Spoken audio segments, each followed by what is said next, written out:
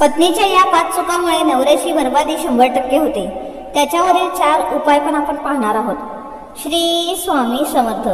मित्रांनो, हे तुम्ही ऐकले असेलच की प्रत्येक यशस्वी व्यक्तीच्या मागे स्त्रीचा हात असतो.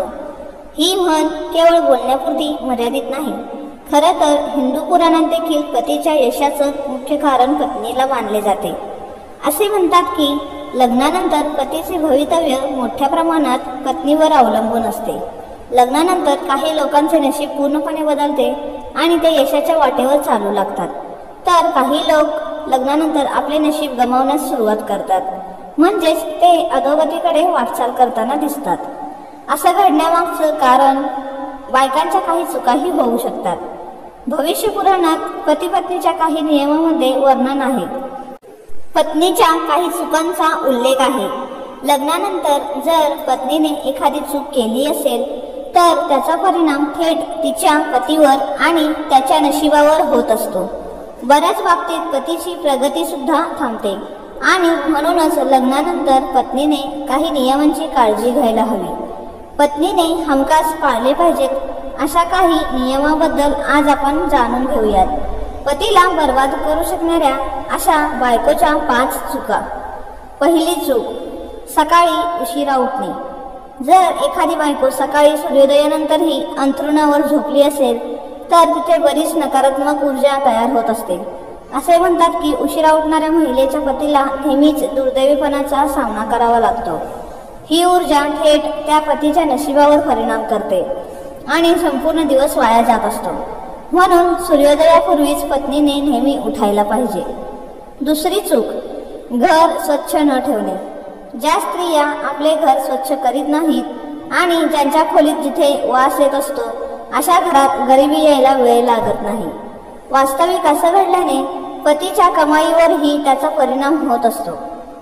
असे मानले जाते की जी स्त्री घर घाण ठेवते तिच्या पतीचा खर्च कमाईपेक्षा जास्त असतो.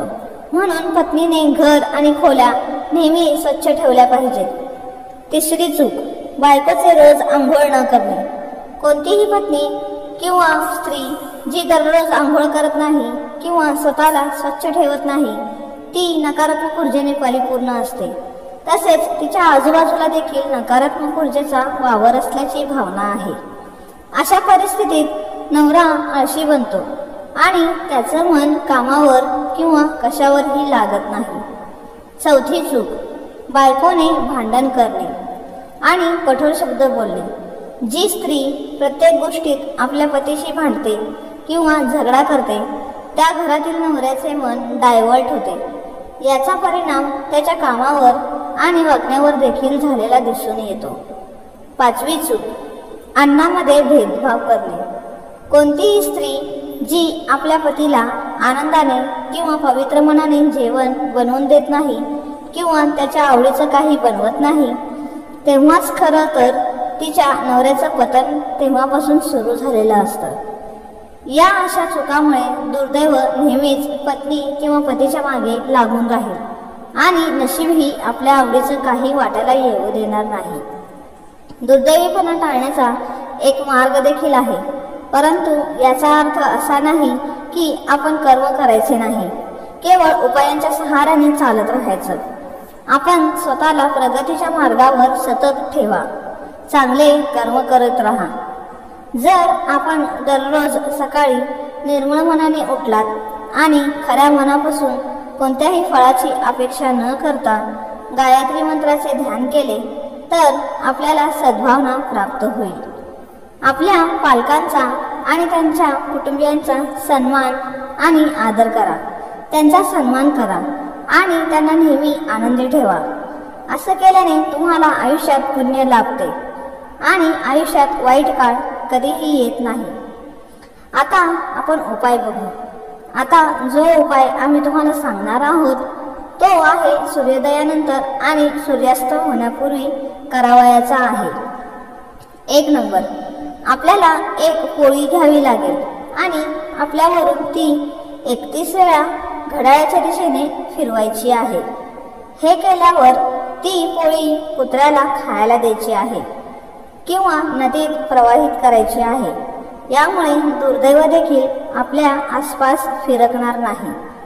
2 नंबर, दर मंगळवार आणि शनिवार बजरंगबलीची पूजा करायची. चुना न लावलेले नागवेलीचे पान अर्पण करायचे आहे. दिवा लावून पूजनानंतर हनुमान चालिसाचे पठण करावयाचे आहे. 3 नंबर, वैवाहिक जीवन सुखी करण्यासाठी पती पत्नी दोघांनीही गौरीशंकर रुद्राक्ष धारण करायला हवा.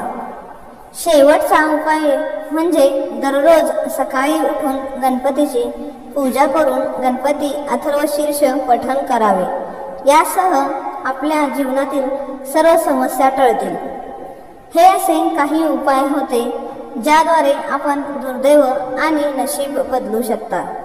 त्याचबरोबर आम्ही हे देखील सांगितले की कोणत्या चुका आहेत ज्या पत्नीने केल्यात तर तिच्या पतीवर थेट परिणाम होतो.